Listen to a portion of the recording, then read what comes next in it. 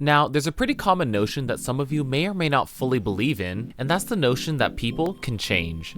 I admittedly am not perfect, which is why I put out this video late last year summarizing my feelings about a particular Super Sentai season. That being said, I am also capable of change. In light of my initial opinions towards King-Ohger, I picked it back up right in time for the finale, and well, I have some new opinions to share. In this slightly different from normal video, I'd like to impart my final thoughts on our Royal Rangers that have protected GQ and our TV screens for the past year. So let's all get our Ohger calibers and Ogai Buso. If you somehow have been able to deflect anything and everything regarding King-Ohger for this past year, allow me to summarize the premise of the show in the least spoiler way as I can. Ohsama Sentai King-Ohger revolves around your typical ragtag team of colored heroes, this time in the forms of monarchs that rule their respective nations on the planet GQ. GQ, having endured a cataclysmic crisis known as the Wrath of God, was protected by 5 kings with the aid of the godly giant King-Ohger. After this catastrophe, the heroes would divide and found the nations we know of today while keeping intact the agreement to return to the call to arms if they ever faced a similar threat again.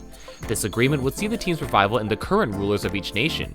Jan Magast, the Wise King, is the president of the technologically advanced Unkusopa and takes his place on the team as Tonbo Ohger. Himeno Ran, the dazzling queen, leads the beautiful nation of Ishibana as GQ's top doctor and, of course, Kamakiri Ohger.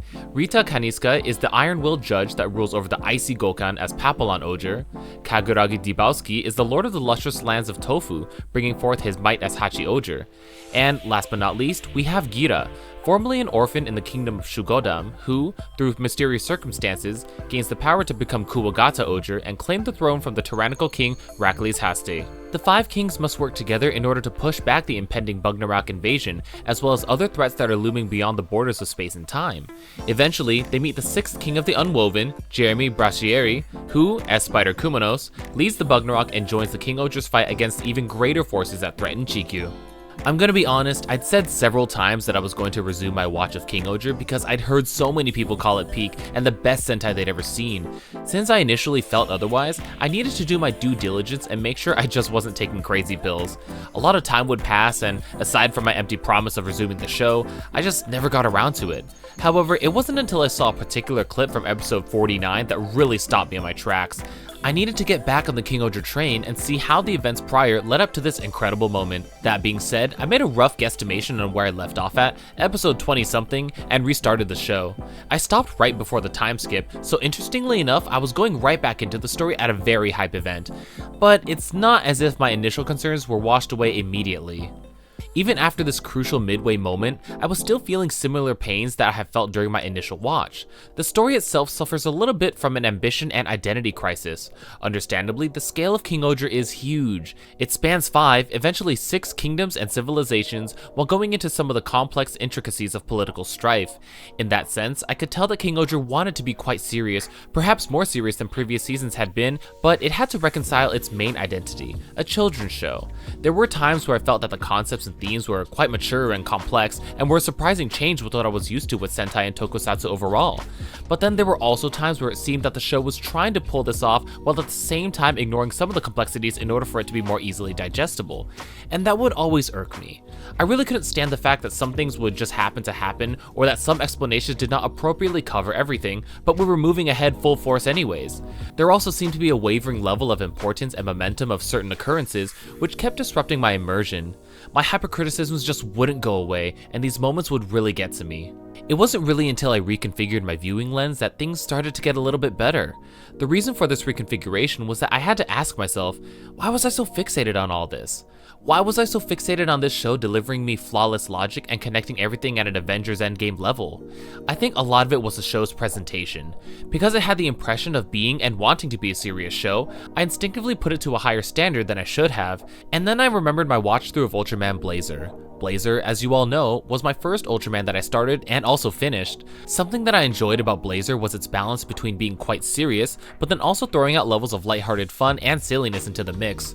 There were also times that thorough explanations were not offered, but the storyline progressed nonetheless. So, why didn't I have a problem here? I think the key thing here was perspective.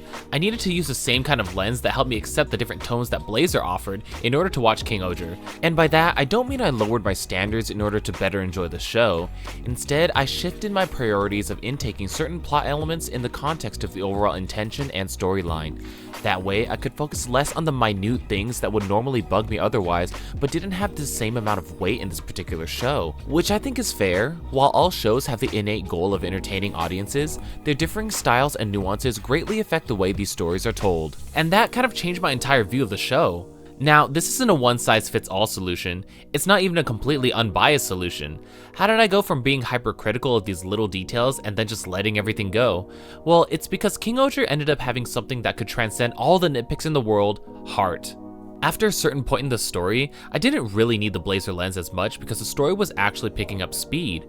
At this point, things were easy to digest, not entirely because it was written that much better.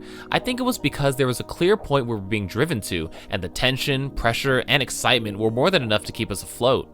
I found myself being able to disregard the parts that initially didn't make sense because I became invested in the endgame and, most importantly, the characters.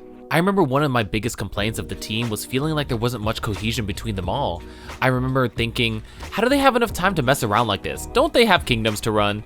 Each ranger is a lord of their land and has so much individuality that the times where they needed to work together as a team felt so forced.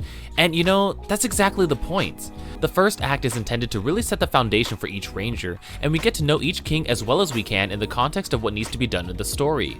We see the kings work together, betray each other, and unite in order to achieve their singular goal, but we never really fully know why until later. This is when the pages start being colored in and I start to see that heart element shine through. I had so many questions as to why each ranger acted the way they did, and for some reason I couldn't chalk that up to future storytelling. It just felt like lazy executions of characters we barely knew. The latter half of the show serves to more thoroughly flesh out our heroes, and I think that was well done because it puts everything together in the same context. The keys to pushing forward were extremely prominent in our rangers' past, which made things feel that much more satisfying when they came full circle. Is it perfectly done? Not necessarily, but you do end up feeling more emotionally invested in these heroes because of their past, their values, and their actions that will determine their future. I mentioned earlier that King-Ohger as a team represents different individualities compacted into one unit, and the planet of Chikyu is a direct representation of that at a grander scale.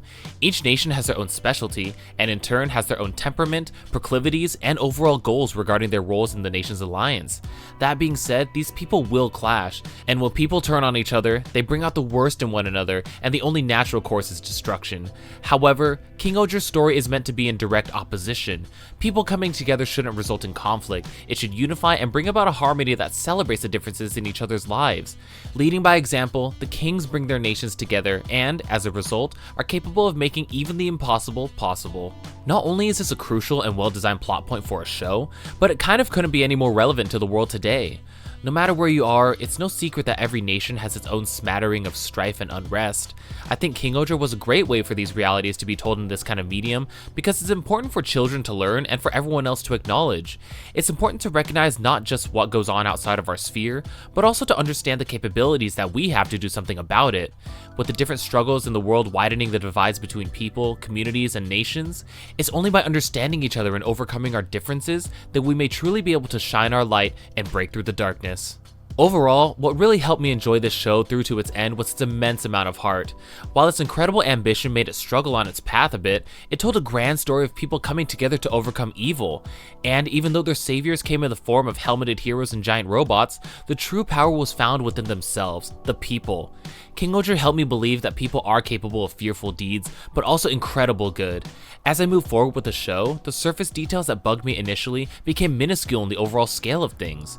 While there is a lot of monotony to trudge through in the beginning, and the moments that are built up towards have varying levels of payoff, you can't help but feel the passion behind these moments that make them stand out and drive them forward. And when you do make it to the final act, you're hit with an explosive conclusion that reminds us of why we love these shows in the first place. It's not perfect in its execution, but it puts its whole ass into telling this story, and that's something that I really appreciate now. I didn't realize it until now, but King-Ohger was a drastic departure from traditional Sentai that I've been longing for from this franchise, and it has rightfully made its mark as one of the most memorable Sentai for years to come. So in the least spoiler way possible, that was my way of saying sorry and saying thank you to King-Ohger. While once again it wasn't perfect, I do think I misjudged it during that time and I wish I'd readjusted my mindset sooner. But how about you? Did you enjoy King-Ohger? Let me know what you thought about the finale or even the show overall. That's all I've got for today, so let's hang up our swords and welcome our new heroes to the fray. I'll be back next time with more fun Toku topics to Toku talk about. Thanks for watching and see you all next time.